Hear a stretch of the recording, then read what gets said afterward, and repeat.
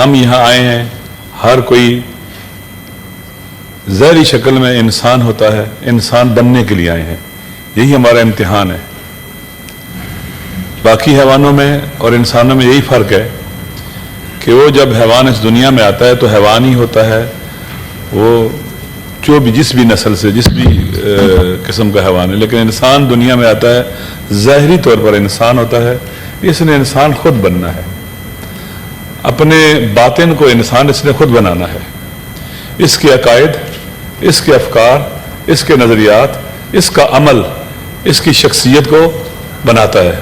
وہ اس کے عناصر ترکیبی ہیں، اس کے عقائد کیا ہیں، اس کے نظریات اور افکار کیا ہیں، اس کے باطنی اوصاف کیا ہیں، اور اس کا کریکٹر عمل کیا ہے۔ ہم سب اس دنیا میں ہیں، ہمارے بزرگ بڑے وہ بھی چلے گئے، ہمارے ساتھی یہاں ہم سے سینئر سے وہ چلے گئے، کل ہم نے بھی چلے جانا ہے۔ ہمیں اس سے عبرت حاصل کرنی چاہیے، ایک سبق لینا چاہیے، آنکھیں کھلی رکھنی چاہیے۔ قرآن کہتا ہے کہ بعض لوگ ایسے ہیں کہ ان کے لیے آنکھیں ہیں وہ اندھے ہیں، کان ہیں وہ بہرے ہیں سنتے نہیں ہیں، اللہ نے عقل و شعور دیا غور و فکر نہیں کرتے۔ اولئک کالانعام بل اضل، یہ حیوانوں کی طرح بلکہ ان سے بدتر ہیں۔ اولئک هم الغافلون، یہ غافل ہیں۔ انسان جب غفلت کا شکار ہوتا ہے تو سڑک پہ بھی جا رہا ہو تو گاڑی کے نیچے آ جاتا ہے، دیکھ نہیں پاتا اس کو۔ جب انسان غفلت کا شکار ہوتا ہے نہ درست دیکھ سکتا ہے نہ سن سکتا ہے، تو قرآن کہتا ہے یہ حیوانوں سے بدتر کیوں ہو گئے ہیں؟ چونکہ غفلت کا شکار ہوئے ہیں۔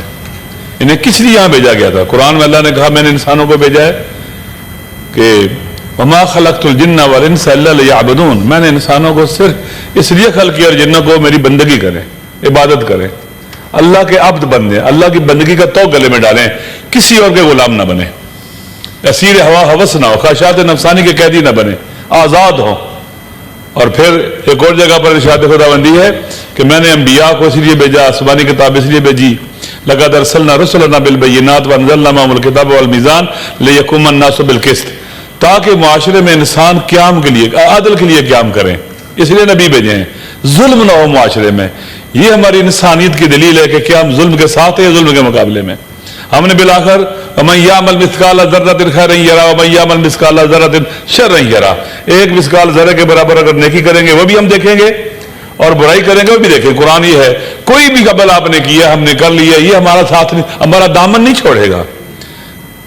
بعض آیات قرآنیہ میں کہ انسان کے کاش یہ مجھ سے میرا عمل دور ہو جائے، فرار کرو اس سے، کیونکہ شرمندگی اور رسوائی کا باعث ہے۔ قیامت کے دن جو عذاب ہے، ایک عذاب تو آگ والا ہے، ایک عذاب رسوا کرنے والا عذاب ہے۔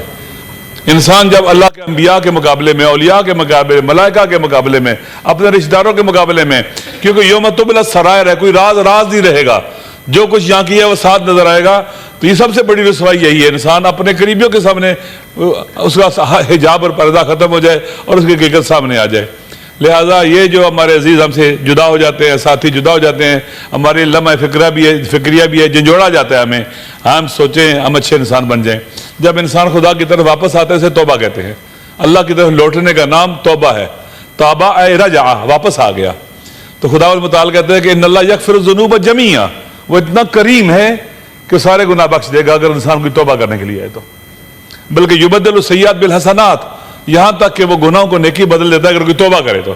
خدا کی بارگاہ میں واپس تو آئے، وہ ہمارے کریم شفیق ترین والدین سے بھی زیادہ مہربان ہے ہمارے اوپر، تو ہمیں کم از کم توبہ کرنی چاہیے۔ توبہ شروع یہاں سے ہوتی ہے کہ انسان اپنے غلط کیے ہوئے کاموں پر ندامت کرے، بلکہ ہماری نمازیں اس قابل نہیں ہے کہ اللہ کی بارگاہ میں پیش کر سکے، اس کریم کی بارگاہ میں۔ ہمارے روزے ایسے نہیں ہیں، ہماری اچھائیاں ایسی نہیں ہیں، اس قابل نہیں ہیں کہ امام حسین علیہ السلام دعائے عرفہ میں فرماتے ہیں کہ ہم تو وہ انسان تو وہ ہے جس کی جو نیکیاں وہ بھی برائی شمار ہوتی ہیں، اس قابل نہیں کہ اللہ کی بارگاہ میں جائیں، تو کیسے اس کی برائیاں ہوں گی پھر؟ خالق کائنات کو، اپنے کریم رب کو ہمیں ناراض نہیں کرنا چاہیے، اور ہمیں اچھا انسان بننا چاہیے، اس کا بندہ بننا چاہیے، عبد بننا چاہیے خدا کی بارگاہ میں۔ ہمارے استاد فرماتے ہیں کہ انسان کو یہ سوچ لینا چاہیے کہ میں خدا کی بارگاہ میں حاضر ہوں، وہ حاضر و ناظر ہے۔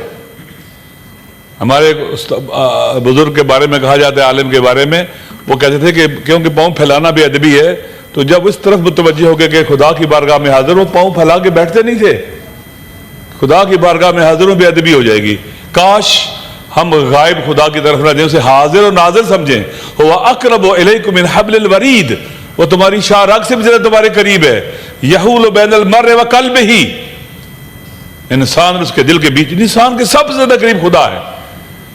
لہذا اور عجیب یہ ہے کہ وہ قیامت کے دن قاضی بھی ہے، جو شاہد ہے، گواہ ہے، خدا خود بھی شاہد ہے.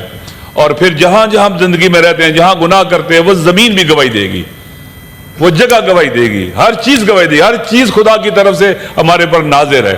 اس لیے ہمیں اس طرح کے جب واقعات ہوتے ہیں، ہمارے ساتھی عزیز قریبی دنیا سے چلے جاتے ہیں، موت حق ہے. اور مولا علی کا ایک قول ہے کہ تجہزوا رحمکم اللہ فقد نودی فیکم بالرحیل، اللہ تم پر رحم کرے، اپنے آپ کو تیار کر لو، نکارہ موت بچ چکا ہے، کسی ٹائم بھی فرشتہ اجل آئے گا اور آپ کو لے جائے گا. اور سورہ ایک قرآن مجید میں آیت ہے کہ خداوند متعال کی بارگاہ میں جب ہم سوتے ہیں نا، قرآن کہتے ہیں بھی ایک موت ہوتی ہے، اس وقت انسان کی روح اس کے بدن میں نہیں ہوتی ہے، وہ چلی جاتی ہے.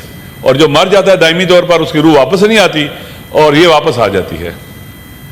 تو ہمیں چاہیے کہ ہم ہر روز ہوتے وقت مرتے ہیں قرآن کی اصطلاح میں، اور ہمیں چاہیے کہ ہم خدا کی بارگاہ میں حاضر ہوں، توبہ کریں، اپنوں کے لیے، اپنے دوستوں کے لیے ہم مغفرت کی دعا کریں. خدا کریم رب ہے، اور انشاءاللہ العزیز اگر ہم خدا کی بارگاہ کی طرف واپس لوٹیں گے، اللہ ہماری مدد فرمائے گا. ہم اچھے انسان بنیں، جب دنیا سے جائیں تو لوگ ہماری اچھائی کی بات کریں، اور جب ان کے درمیان ہیں تو محبت کریں، جائیں تو ان کے دل ہمارے لیے غمناک ہوں. انشاءاللہ العزیز ہم کوشش کریں سارے کے سارے. ہمارے وطن کو ہیلنگ کی ضرورت ہے، محبت کی ضرورت ہے.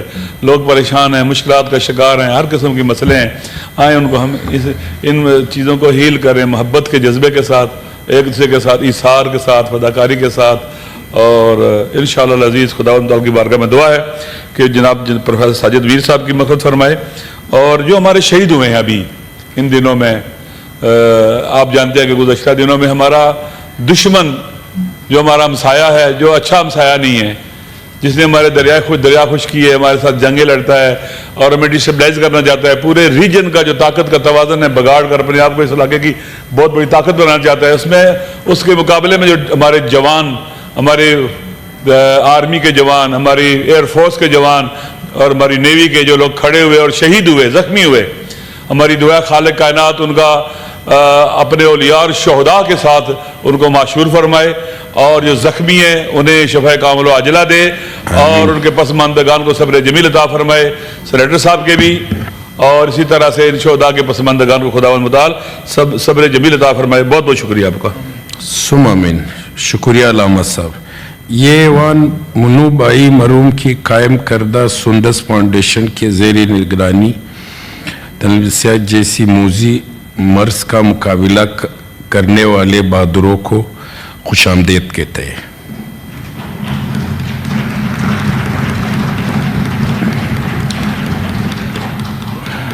سینیٹر شہادت اوان صاحب.